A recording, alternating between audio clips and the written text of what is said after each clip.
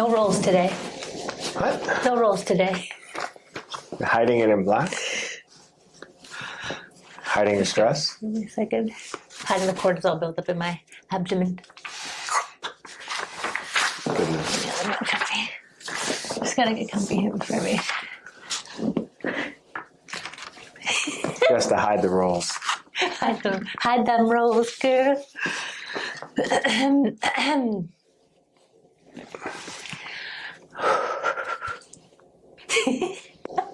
What are you talking about today, baby? We're talking about the stress bucket.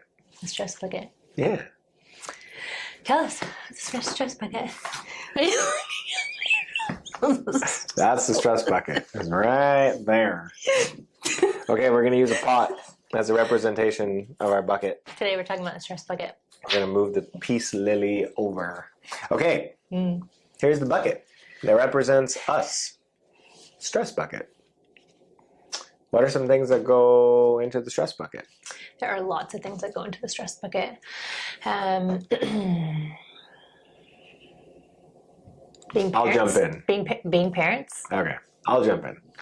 Going back to the downward causation model, we have a physical, emotional, mental, and spiritual body. Okay, and there can be stressors at all four categories that all play into essentially stress in the bucket. Right? Yes, being parents is stressful. Being an entrepreneur is stressful. There's a number of things that are stressful that end up in the stress bucket, which we're going to go over, okay? So let's just visualize all the shit that we have to deal with all day going into our bucket. And essentially, it just builds up and builds up and builds up and builds up until eventually the bucket overflows because there's no tap at the bottom. Going back to my story quickly, years ago, I had suicidal depression and chronic IBS issues. Literally fear of food, you know, it was just running through me like no tomorrow. And it was because the bucket was overflowing. And those were the symptoms that came up for me. What symptoms came up for you when the bucket was overflowing? I mean, for me, I was a chronic exerciser, undereater. I had hormonal issues. I was bleeding for over a year. Skin, gut, gallstones and kidney stones. I had a lot going on. And also on the mental emotional body, I had... And you were told you'd never get pregnant. And I was told by multiple doctors I would never get pregnant. So I had a lot at the time that was in my stress bucket. So all of these things add up over time. The bucket overflows. Both of them were moments where the pain doctor, if you watched that video, came into play and forced us to change, right? And you know, it might have taken a little while to figure out exactly what to change because we know the doctors aren't always the best at that. They're amazing at what they do, but they're not great at figuring out what's in the stress bucket. All they want to do is cut it out or medicate it, and yeah, that's what they want to do. That's what they're good at. They're good at pathophysiology, pharmacology, and surgery, right? No harm to them. So back to the stress bucket. Essentially, any symptomology that you're having, whether it is emotional symptomology, such as suicidal depression, or physical symptomology, such as hormone issues, gut issues, skin issues, all of those things essentially add into the equation that the bucket is overflowing.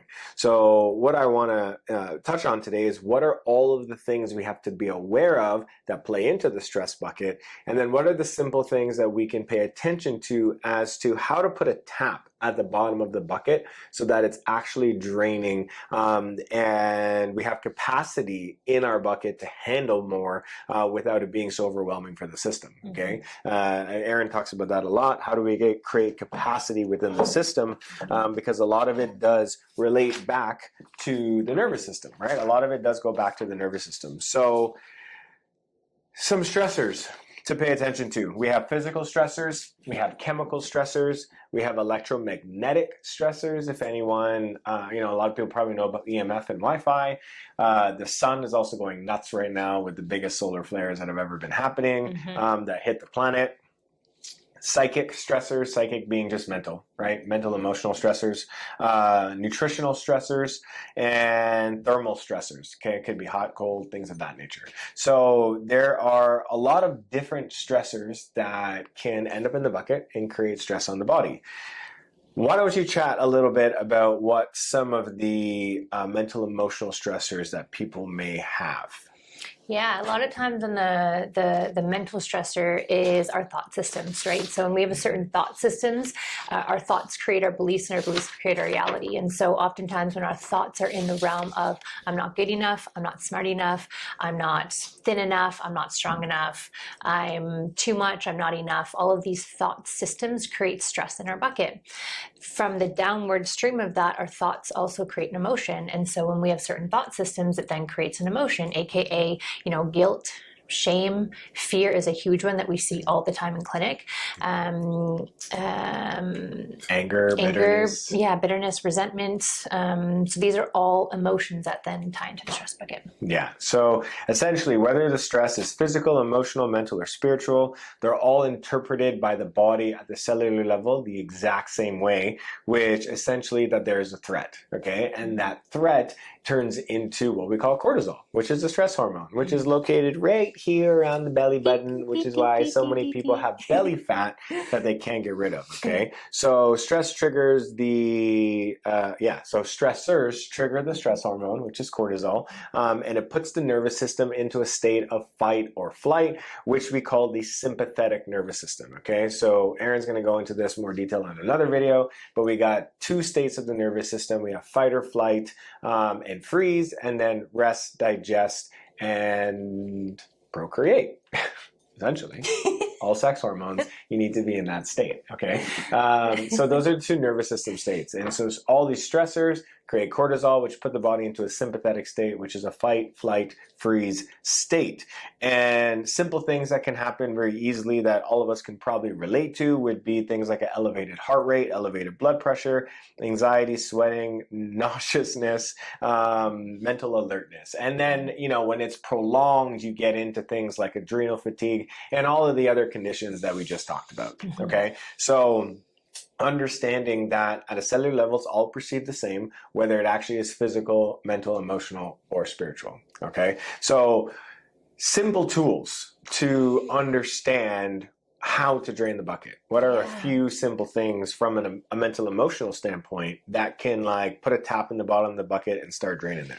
Yeah, one of my favorite go-tos is getting out in nature, moving your body. Nature is such a beautiful healer in its own, and just spending time outside and not listening to more information. We have enough information in our world right now. Podcast addicts, I'm talking to you. Yeah. So get out in nature, have your earphones out, and just listen to the sound of nature too. It's very healing, by the way. Yeah. There's actually research that shows forest bathing will drop cortisol, not forest bathing while listening to a podcast. Yeah, and it's so important, and it's so simple, and it's cost effective, and it's just to help our nervous systems downregulate, to connect into something bigger than ourselves, to connect into a higher power, to allow the stress to exit out of the bucket. A simple way is just to tap into what do you see, what do you hear, what do you taste, what do you smell, what can you feel on your body, and just bringing yourself into the state of presence, being in nature. So getting present. Getting present. Meditation is a really powerful practice to help to allow the stress out of the bucket. Meditation doesn't mean you need to sit here in a yoga pose with mala beads on and wearing linen. That's nice, but we don't need to do that. You look great. But really what it is meditation is essentially being aware of our thoughts. And when you can be simply aware of your thoughts, it's our thought systems that create disease. And so whether you become aware of your thoughts when you're sitting in a beautiful yoga position and or while you're driving, that's Jason's favorite or his go-to is while he's driving, is having no music on. I may have done a 10-hour drive with no music. And just being simply aware of his thoughts and be like, there I go, there, I'm having a thought. And you get into sports and people talk about being in flow state, which is like a meditation state. So it's just how do you get into the higher brainwave activity, whether it's looking at an open flame, like a campfire, hopefully with no alcohol and junk food, or meditating on a candle, or meditating with, the right kind of music, or walking through the forest very peacefully, or driving with no music. It's just how do you get into that state of observation and presence, and and allowing the nervous system to move from fight or flight to rest and digest. I think that's the key here, right? The key is a way to put a tap into the bucket and drain the bucket is just moving out of sympathetic into parasympathetic, fight or flight, into rest and digest, and whatever allows you to do that. It could be a sauna, it could be a yoga class, like there are a multitude of things, okay? So I wanna break down a little bit further as to like, what are all the pieces? So Aaron talked a little bit on the mental emotional front as to all of the thoughts and processes that play into this. The one thing that I like to add in is, you know, the stress of the words unsaid, okay, which in turn will create fear patterns, bitterness, anger, like all that shit that we hold inside and we don't actually say, because many of us, especially the ones who come to us, are poor communicators and poor at boundary setting, and we're kind of pushovers and people pleasers, and that essentially gets people to meet the pain doctor, which then causes us, or as a catalyst, to move along our journey. So words unsaid is very important as a stressor, right? Things we do not communicate is a huge stress on the body because we hold it inside of us. And that energetic stagnation inside of us will create disease at some point in time, whether it's in a short term at the age of 23 or long term when people are getting cancer like later on in life. So that's on the mental emotional front. On a physical front, we got everything from like food quality to over exercising or lack of exercise to pesticides on our food to dirty electricity like EMF and radiation if you live in a condo versus like living in a home in the woods like we chose to do, versus like living in a busy city like Toronto. Are you on airplanes all the time? Are you going through those radioactive scanners all the time? Are you blue light? Yeah, blue light. Are you, I got my blue light right here. It's for the video, guys. Oh my gosh, microwaves, right? Are you microwaving your food? What else do I have here?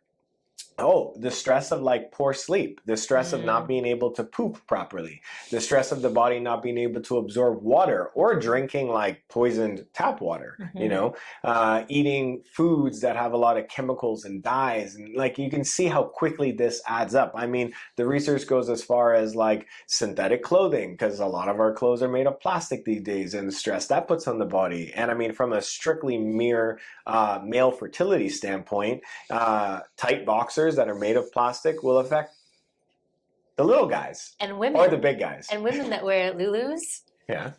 I mean, they make your butt look great, but there's some side effects. They're made of plastic, right? Anyways, that's what all the research shows. The point is there's a lot of stuff that goes into the stress bucket that creates health issues. We're not going to tell you to go wear linen and cotton all day long, but we're just joking in that aspect. Like, there's lots of things that do impact the system that we have to be aware of, okay? And we're not even talking about like relationship stress, like with partners, or children, or our bosses, or and then there's the whole financial side of things like safety, security, okay?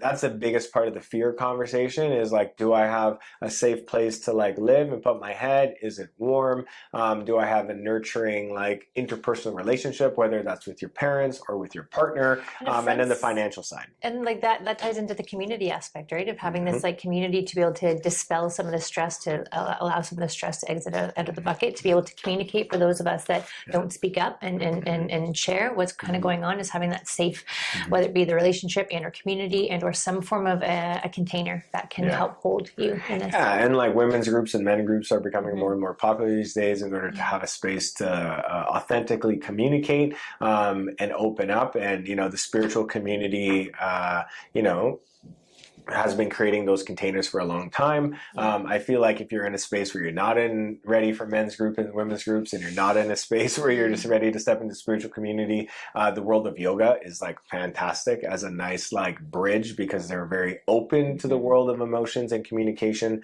and the energetics behind that, you know? I think the other big things I want to touch on is when you're in sympathetic, when you're in fight or flight, essentially all of our repair hormones are suppressed. So what are some repair hormones? Melatonin, HGH, DHEA, testosterone, estrogen, things like insulin, blood sugar, things like leptin, the hunger hormone, how you burn fat. So, you know, a lot of this does come into, do we live in fight or flight, or do we live in rest and digest? Okay. And when you start to do, you know, you can be doing the right type of workouts, you can be eating the right type of food, you can be doing the right things on a physical level, but if you're not doing, you know, you're saunaing, you're cold plunging, doing all that stuff, and we were like that, right? We ate super clean. Totally. I was intolerant to my entire bodybuilding diet. We ate super clean. We took fitness to like the wrong level, a little too high. Extreme. Yeah. Extreme. And that is just as dysregulating for the nervous system. And then underneath all of that shit was all of the trauma pieces, which is what drove me into bodybuilding and drove her into over-exercising. And then you're in this place where like your nervous system's hot, so your gut's a mess, so you limit what you're eating. And then when you eat food, it bothers you, so you eat less, and it becomes this very big spiral, right? And so I think this is really to the people that are doing everything right on the physical side and still not seeing the results that they want.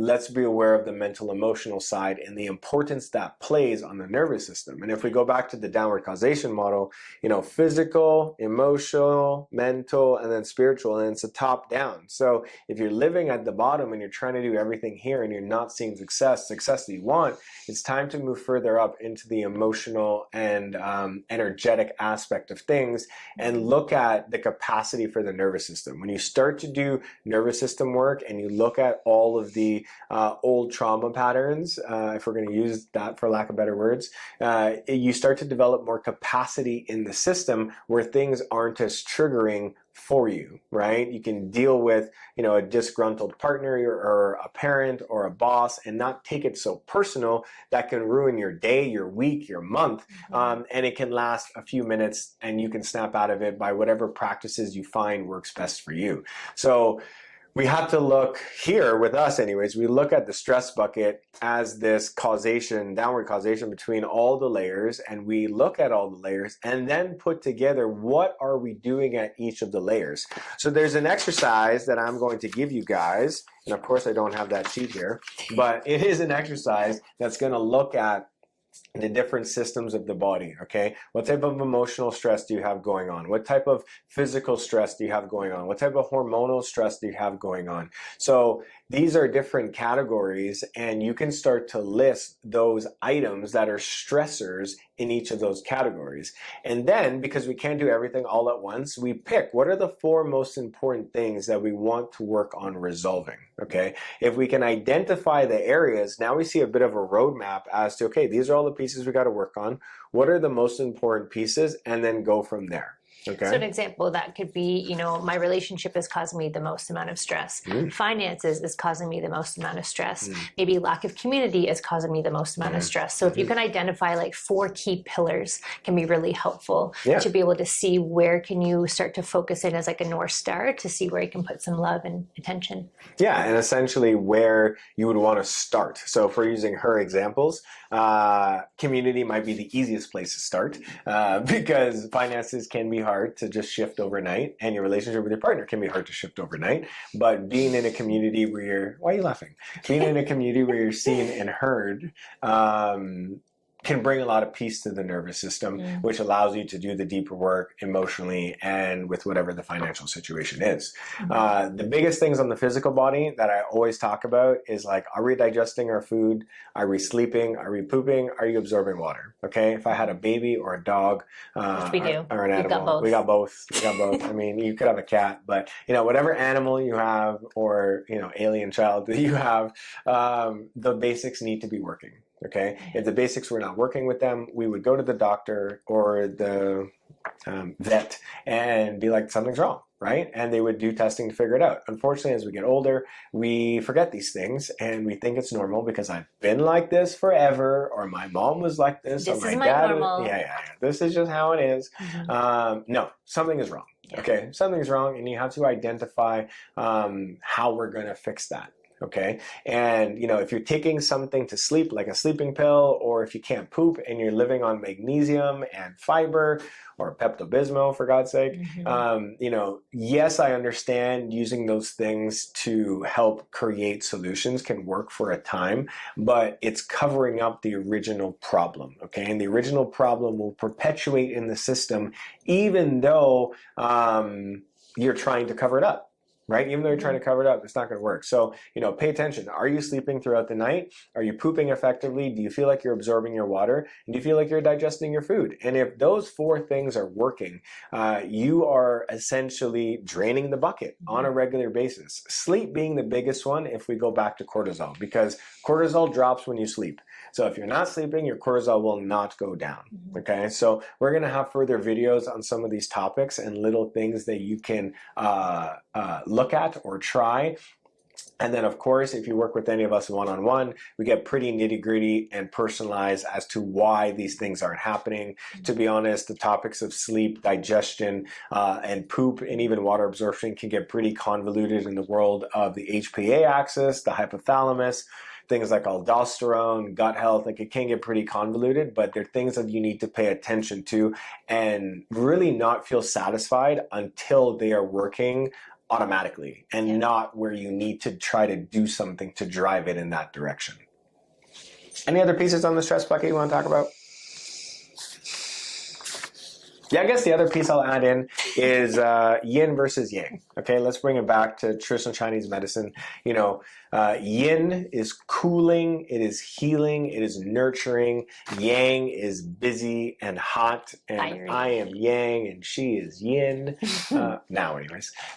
So, yang fills the bucket. Yin drains the bucket, okay? Anything that is nurturing to the system will help drain the bucket, and anything that is stressful to the body is yang, and it will fill the bucket. So we need to sit down and do an audit as to what's going on with our thoughts, what's going on with our lifestyle and our body, so we can start to correct, observe and correct specific things moving forward in order to move us towards success. And I'd say to add to that is to find out what your natural state is, whether it be more of the yang or the yin type state. And wherever you are more natural in, aka stronger in, I would say to balance out on the other side. Because in order to create this equilibrium and this balance, we need to work on the things that we're not good at or we're not natural at. And that's what creates. So what's someone too yin? What is someone too yin? What would that kind of person be? I mean, oftentimes that's those that are spending a lot of time in, let's say, the medicine space, and or I would just use that as an example of those that are like really doing a lot of deep dives and a lot of retreats, a lot of medicine practices, a lot of yoga and meditation all of the time.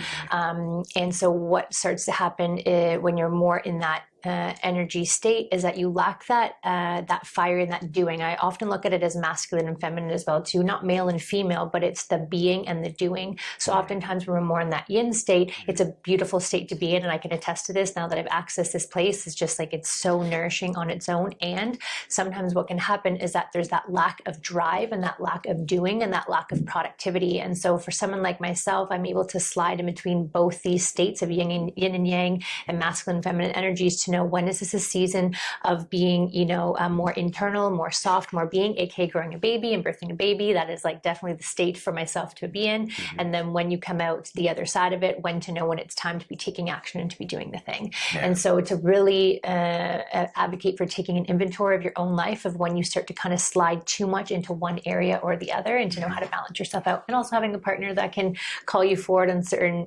areas to be able to balance. I don't do that. Never. Not at all. Never. But I will say most people are not in overall yin. Most people are in overall yang. And their body is way too hot. Their nervous system is way too hot. And they need to find balance. And that's exactly where we were. And that's what we're here to teach you guys. And look at this as not like, it's a hormone this and it's this and that. We got to look at the whole system together, from the physical all the way to the spiritual, and assess all the different terrains of the body and put the pieces together. So that's the stress bucket. Stress bucket.